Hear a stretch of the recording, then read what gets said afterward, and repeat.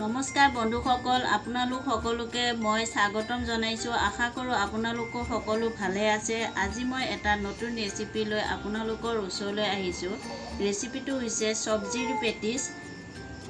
এই চব্জিৰ পেটিছটো আপোনালোকক একদম দোকানৰ নিচিনাকৈ বনাই দেখুৱাম। খাবলৈ একদম দোকানৰ নিচিনাই হ'ব আৰু মচমচীয়া হ'ব।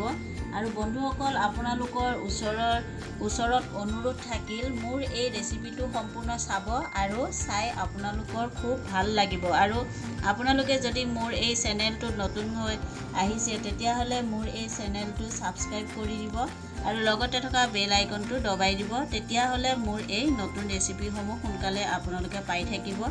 এতিয়া দেৰি নকৰি আহক ৰেচিপিটো আৰম্ভ কৰোঁ। পেটিছটো বনাবৰ কাৰণে মই ইয়াত এইটো চৰিয়াত মই 2 বাটি ময়দা লৈ লৈছোঁ আৰু মই ইয়াত সোৱাদ অনুযায়ী নিমখ দি আছোঁ আৰু মই ক'লা জিৰা আধা চামুচ দিছোঁ। এই নিমখ আৰু ক'লা জিৰাখিনি ভালদৰে মই ময়দাৰ লগত মিলাই লৈছোঁ। এতিয়া মোৰ এইখিনি মিলোৱা হৈ গৈছে। মই ইয়াত ৰিফাইন তেল দিম। তেল মই অকণমান বেছিকৈ দিম।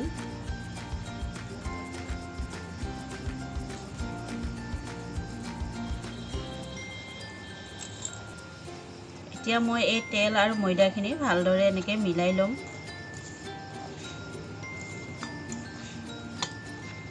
এতিয়া মই ইয়াত অকণ পানী দি মই এই ময়দাখিনি ধুনীয়াকৈ সানি ল'ম।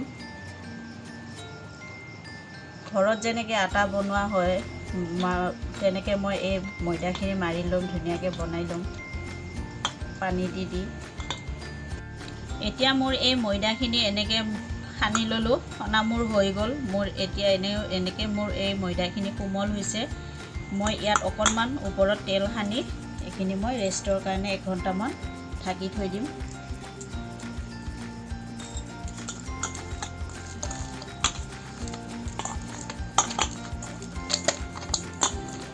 এতিয়া মই এইখিনি এনেকৈ ঢাকি থৈ দিম 1 ঘণ্টাৰ কাৰণে। এই পেটিছটো বনাবৰ কাৰণে মই চব্জি লৈছোঁ। এইফালে মই পনীৰ দি মই আজি পেটিছটো বনাম। পনীৰ লৈছোঁ মই এনেকৈ সৰুকৈ কাটি, আৰু এইফালে মই পিঁয়াজ লৈ লৈছোঁ সৰুকৈ 5-6টা পিঁয়াজ এনেকৈ সৰুকৈ কাটি লৈছোঁ। জলকীয়া 3টামান কাটি লৈছোঁ আৰু বিলাহী ডাঙৰ এটা সৰুকৈ কাটি লৈছোঁ আৰু আদা আৰু নহৰু অকণমান লৈ লৈছোঁ।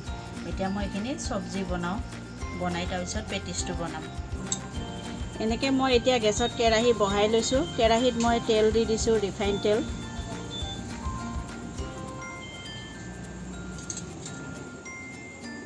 তেল মোৰ গৰম হৈ গৈছে। মই এতিয়া ইয়াত পিঁয়াজ দি আছোঁ।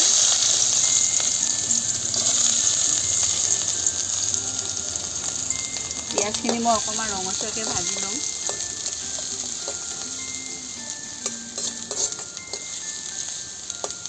এতিয়া মোৰ এই পিঁয়াজৰ কেঁচা গোন্ধখিনি নোহোৱা হৈছে, অকণমান কালাৰো হৈ আহিছে। মই এতিয়া ইয়াতে এই কেঁচা জলকীয়াকেইটা দিম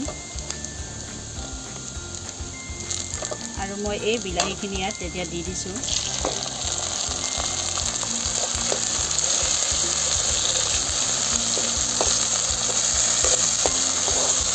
এতিয়া মই ইয়াত সোৱাদ অনুযায়ী অকণমান নিমখ দি আছোঁ, অকণমান হালধি দি আছোঁ। মই ইয়াত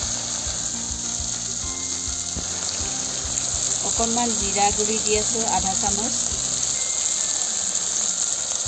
আৰু কালাৰৰ কাৰণে মই ইয়াত কাশ্মীৰী জলকীয়া গুড়ি দি আছোঁ। আৰু মই এই আদা নহৰুখিনি এতিয়া ইয়াত দি দিম। মই এতিয়া মছলাখিনি ভালদৰে লৰাই ল'ম। গেছৰ জুই কমাই দি আছোঁ কাৰণ চব্জি জ্বলি যাব। অকণমান মই চাট মছলা দি আছোঁ ইয়াত। এতিয়া মই আগতে সিজাই ৰাখিছিলোঁ আলু, এতিয়া মই এইখিনি ইয়াত দি ল'ম। মই এতিয়া এইখিনি ভালদৰে মিলাই ল'ম। এতিয়া মোৰ এই আলুখিনি এনেকুৱা ভজা হৈ গ'ল। মই এতিয়া ইয়াত এই পনীৰখিনি দি দিম। পনীৰ মই সৰুকৈ কাটি লৈছিলোঁ, সেইখিনি মই এতিয়া ইয়াত দি দিছোঁ। ইয়াত মই অকণমান মেথি পাত দিম। মেথি পাত মই এনেকৈ হাতেদি অকণমান হেৰি কৰি দি ইয়াত মই দি দিছোঁ। গৰম মছলা মই আধা চামুচ দিছোঁ। দি এইখিনি মই এতিয়া ভালদৰে লৰাই মই চব্জিখিনি ধুনীয়াকৈ চব লৰাই ল'ম আৰু লৰাই মই নমাই দিম। এতিয়া মই চব্জি মই এনেকৈ নমাই ল'লোঁ। এইখিনি মই এতিয়া প্লেটত এনেকৈ নমাই ল'লোঁ। এইখিনি মই ঠাণ্ডা হোৱালৈ এনেকৈ ৰাখি দিম। এতিয়া মই এটা এনেকৈ কাঁচৰ বাতি লৈ লৈছোঁ। ইয়াত মই এতিয়া কৰ্ণফ্লাৱাৰ দিম 4 চামুচ।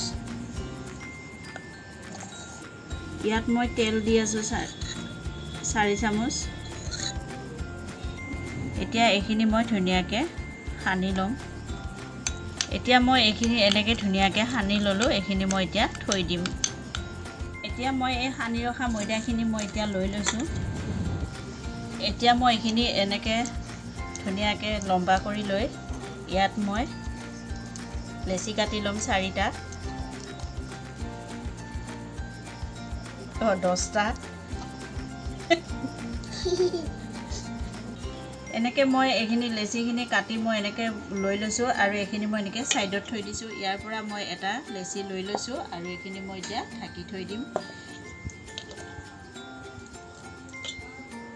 এতিয়া মই ইয়াত অকণমান ময়দা দি ৰুটিটো বেলি ল'ম ধুনীয়াকৈ।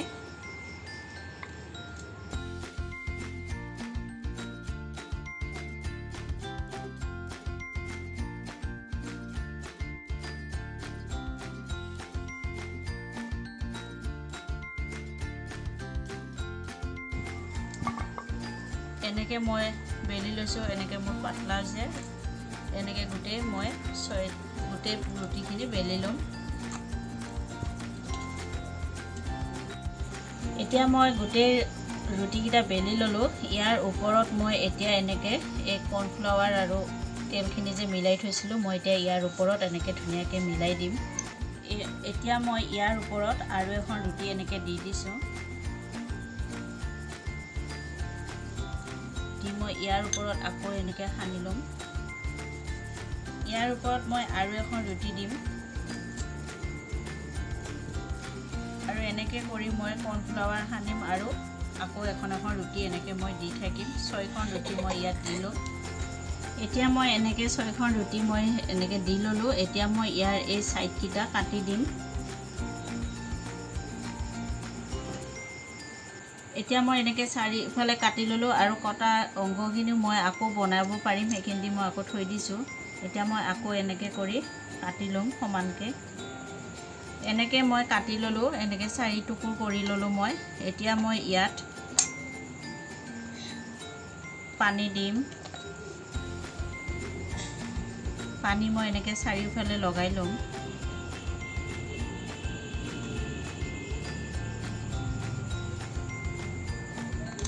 তেতিয়াহ'লে মোৰ বস্তুখিনি ধুনীয়াকৈ আঠা লাগি থাকিব, এৰাই নাযায়।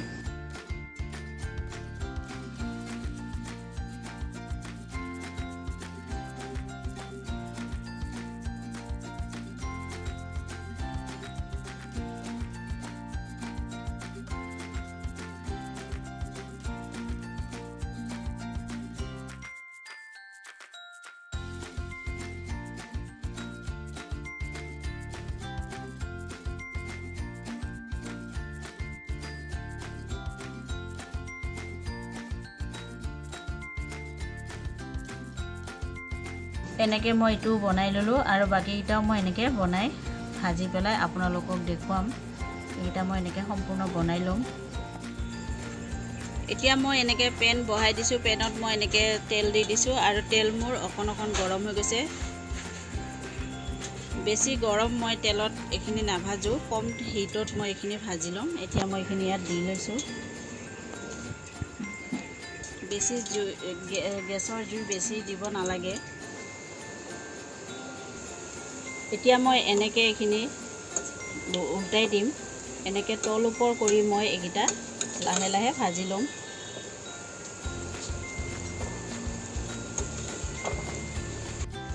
এনেকৈ মই এয়া গেছৰ জুই কম কৰি মই এনেকৈ ভাজি ল'লোঁ। এতিয়া মোৰ এইকেইটা হৈ গৈছে। মই এতিয়া এইকেইটা নমাই দিম।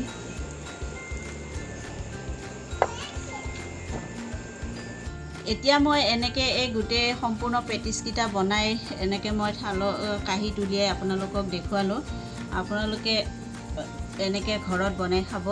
আৰু মই এনেকৈ এটা ভাঙি দেখুৱাই দিছোঁ। বঢ়িয়া মচমচীয়া হৈছে। এনেকৈ আপোনালোকেও বনাব।